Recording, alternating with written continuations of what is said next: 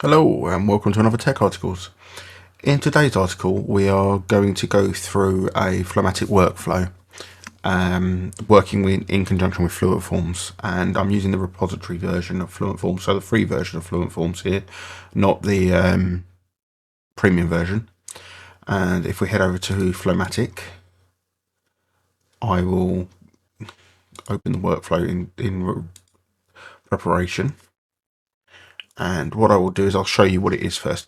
And this came out of a question on the FlowMattic Facebook group.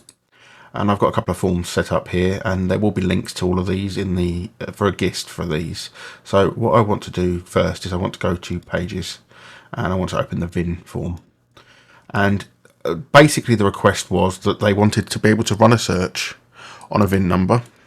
And in this example, I'm going to put a VIN number in here, submit the form, and then it automatically populate data. And the way that I've done that is if I submit this form, you'll see it will submit the form, and then it will use URL parameters to a different form and fill in those details from that VIN search. And this is all happening behind the scenes in FlowMattic. So the basic Fluent Form setup I'll go over in a second, and then we'll head over to FlowMattic and go through the workflow. And so if we go, I've created 2 pages for this as well. So each of these pages just contains a form. So the form just contains this form, and the VIN form just contains the VIN form. So that there's nothing really going on with the pages. They are just blank pages with a Fluent Form stuck on them. So if we head over to Fluent Forms, and we'll open both of these in tabs to make it easier to flick across. And the VIN tab is nothing special. It is just a form, and that is it really, with an element label of VIN, and that is all we have here. So it's just a submitted form, and there is nothing else added, no additional integrations or anything on that. In terms of our blank form, as it's called, but our form, all this is exactly the same. We've got maker, model, year, fuel, door, seats, but all they are doing is their default value comes from a get, and in Fluent Forms, the get relates to URL parameters. So all that's telling it is to get maker parameter from the URL and stick it in that box, and that is all it does. So actually the forms themselves are relatively simple and easy to set up, and you can do this if I delete this one here.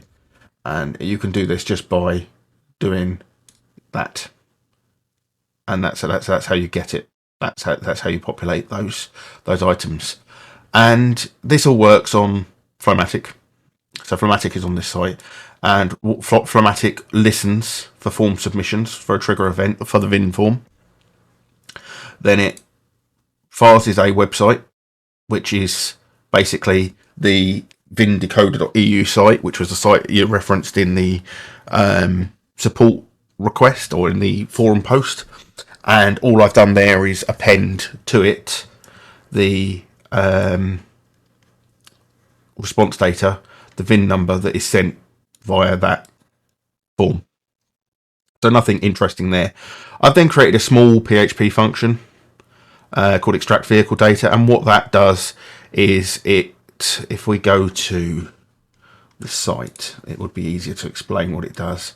Is if I just push this in here and then take a VIN number from over here and go to this site, it just pulls out these details that we want from this page. This is what the page looks like as a page, and if we go back to our workflow, this is what it looks like when it comes back from our page. The content comes back with all of this data in it, and all that snippet does is pulls that data out. So if I go to the snippet and go to test, and you'll see here all it does is it looks for the patterns and extracts that data for us, removing some of the other stuff and allowing us to then begin to work with that. So we've got our snippet there, and again there'll be a link to the snippet as well as the 2 forms that I've used in this example and this workflow in the GIST. So go back to workflow. And then what it does is it uses the Fluent Forms return function to return to that site. And what it does is it redirects them to the maker form, the form page, and just puts the URL parameters back from function 3, so this PHP function, into the URL parameters, which means that when you submit your VIN and your form, you get it basically populates this. So in this case, it's files that page, it's run it through that PHP, and it's pulled out that it's a Toyota, that it's a 4Runner, that it's a 2010, that it's a gasoline, 4 doors, 5 seats, and they are just being pulled from their respective items up here using the Fluent Form get parameters option. And that is as simple as it works. And this isn't just limited to this particular example, but this is how you can take data from a website, apply some function into it. And the reason I had to the reason I've had to do it this way rather than just use native FlowMattic tools to extract the data is because of the way the data is presented by the website. It's not clean enough to grab on its own. But I could write a function to remove some of the noise and produce the data in a consistent enough fashion. And if we go back to our form, our VIN number, and I've got a few selections here, as long as I don't get rate limited. As an example, here's another one, and you'll see here this is for a Renault Clio, and this was the original example given to me. So you can see how easy and simple that is, and it's using two forms, passing a user on, and obviously in my case here, this is the end of the form. It doesn't do anything from this, but you could use this information. You could ask, for example, you might be asking them to confirm this information, confirm next step into a conversational form, and this is the clever part of handing this over, that you can. And I haven't passed it back, but you could even have hidden fields in here, and get parameters to get hidden fields. For example, say I wanted to know what VIN number they added as well. I could quite easily add a hidden field in here. And in fact, let's do that. This add a hidden field. So we'll add a field. We'll call it hidden. We'll call it VIN, and we'll do it capitalized. VIN. Yeah, that's fine. VIN. And the default value we want to be a get. So it'll be get VIN. So we'll save that form, and if we reload this form now, we should get the same form, but there's the VIN field is hidden. Let's just check that. And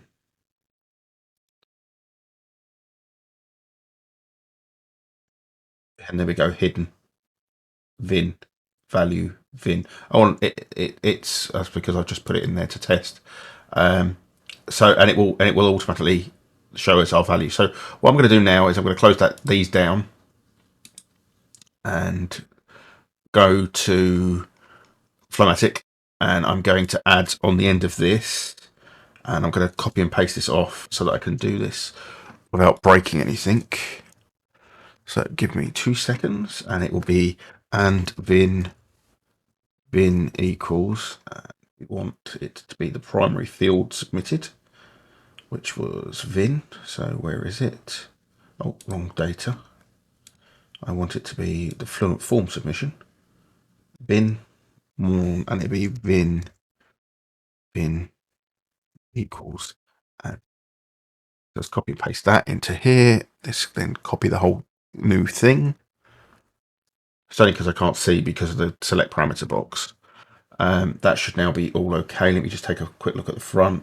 PHP function car, make and model. Yeah, that looks good. Save the workflow.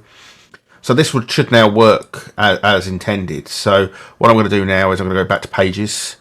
And obviously I've not made any edit to the pages. I've only edited the forms that the pages are on. I'm now going to select one of those VINs.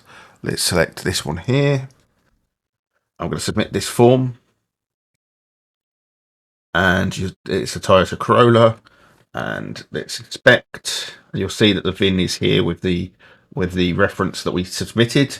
And if we again go through our data, and obviously this will be in the submission as well, but it's easier for me to show you them as field groups, and there it is. A VIN is the name. It's a hidden field.